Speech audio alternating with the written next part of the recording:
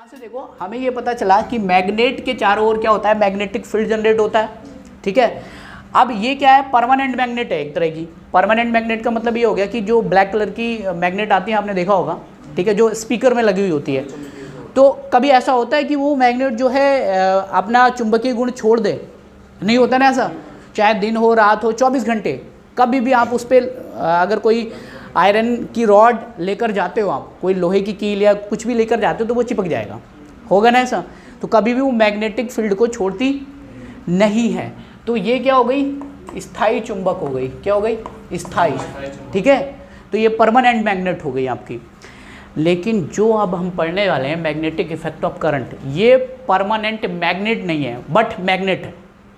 Magnet है but permanent magnet नहीं है। कैसे, देखो इस वर्ड का मतलब ये हुआ कि धारा के चुंबकीय प्रभाव, मतलब धारा के कारण चुंबक का उत्पन्न होना, धारा के कारण चुंबक का उत्पन्न होना या चुंबकीय क्षेत्र का उत्पन्न होना।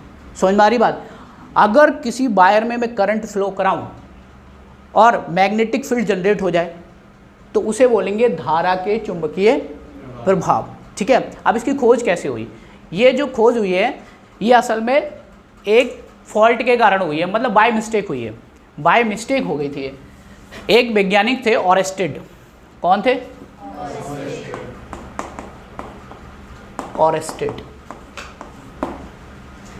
ये कोई प्रैक्टिकल कर रहे थे, प्रैक्टिकल का मतलब कोई एक्सपेरिमेंट कर रहे थे किसी चीज़ को लेकर। एक्चुअल में खोज जो थी वो इसकी नहीं की जा रही थी बट बाय मिस्टेक इसकी खोज हो गई। तो कोई प्रैक्टिकल कर रहे थे, कोई एक्सपेरिमेंट कर रहे थे, तो वायर को रखा था और वायर के पास में एक कंपास रखा हुआ था।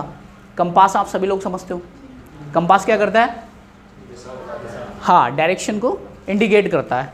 ये तो करता है, नॉर्थ और साउथ बताता है। ठीक है, तो वायर के पास में करंट कंपास रखा हुआ था।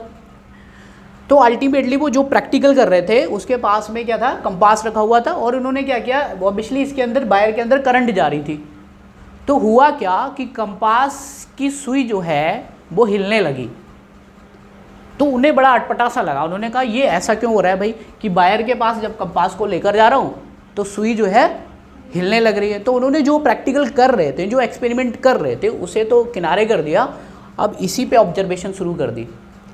तो इन्होंने क्या किया, सबसे पहले कि एक current carrying wire, current carrying wire का मतलब क्या हुआ, धारावाही चालक, ठीक है, जिसमें धारा बह रही हो, मतलब धारा प्रवाहित हो सकती हो।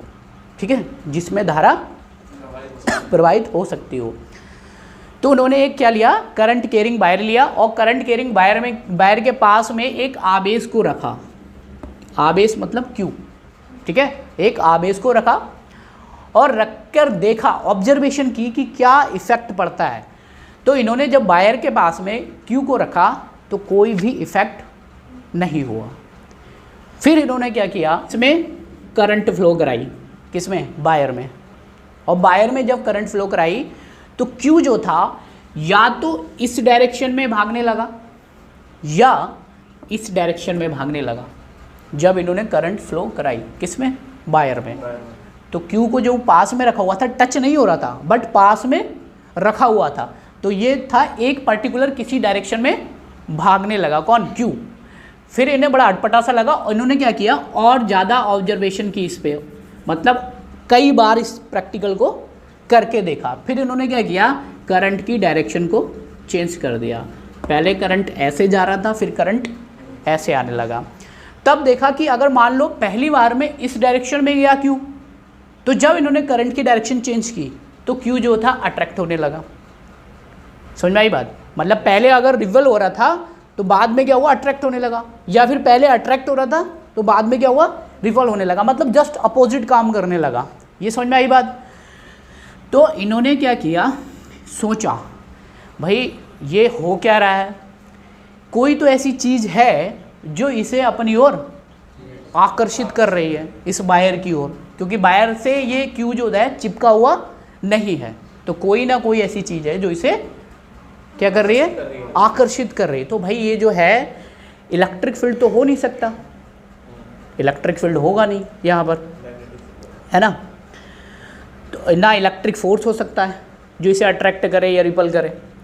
तो इन्होंने क्या किया, इसको मापने के लिए याद आया इन्हें कि यार स्टार्टिंग में जब मैं प्रैक्टिकल कर रहा था तो उस समय क्या था कि जो कंपास था, कंपास की सुई हिल रही थी। तो इन्होंने क्या किया, फिर से कंपास लिया और कंपास को लाके इसके पास में रख दिया। किसके पास में? वायर के पास में। फिर कोई इफेक्ट नज़र नहीं आया क्योंकि हमने करंट को ऐड नहीं किया इसमें, करंट कैरिंग वायर में। फिर उन्होंने क्या किया, वायर में फिर से क्या की, करंट फ्लो कराई। और जैसे ही करंट फ्लो कराई तो जो दिक् सूचक में क्या होने लगा, परिवर्तन, विक्षेप होने लगा, डिफ्लेक्शन होने लगा। तो जैसे ही कंपास में डिफ्लेक्शन होना स्टार्ट हुआ तो कंपास में डिफ्लेक्शन किसके कारण हो सकता है? चुंबक के कारण, केवल और केवल चुंबक के कारण। और कोई भी फोर्स जो कंपास की सुई है उसे हिला नहीं सकता है जब तक कि उसके पास कोई मैग्नेटिक फील्ड ना आए। बिना मैग्नेटिक फील्ड के कंपास की सुई नहीं हिलेगी। तब इन्होंने ऑब्जर्वेशन किया, फिर करंट की डायरेक्शन को फिर से चेंज किया। तो करंट की डायरेक्शन से पता चला कि जैसे पहले अगर किसी दूसरी डायरेक्शन में घूम रही थी सुई, तो अब की बार क्या हुआ, जस्ट अपोजिट डायरेक्शन में घूमने लगी।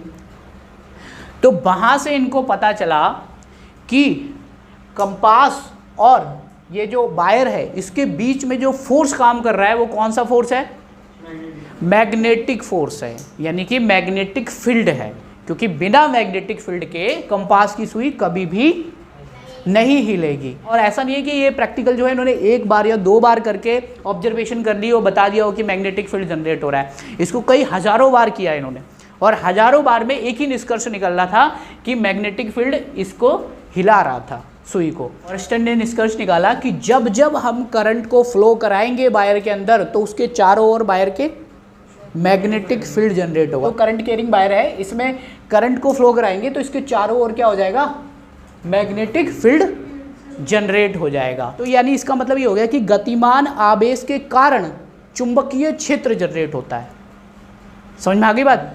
आवेश गतिमान हो रहे हैं तभी तो करंट बह रही है, और जब करंट बह रही है तो उसके चारों ओर चुंबकीय क्षेत्र जनरेट हो रहा है। तो अल्टीमेटली ऑरस्टेड ने एक स्टेटमेंट दी कि गतिमान आवेश के कारण चुंबकीय क्षेत्र जनरेट होता है। और इसे सरल भाषा में क्या कह सकते हैं कि जब किसी चालक में करंट प्रवाहित होगी तो उसके चारों ओर मैग्नेटिक फील्ड उत्पन्न होगा या जनरेट होगा। समझ में आ गई बात? तो ये कहानी थी ऑरस्टेड की।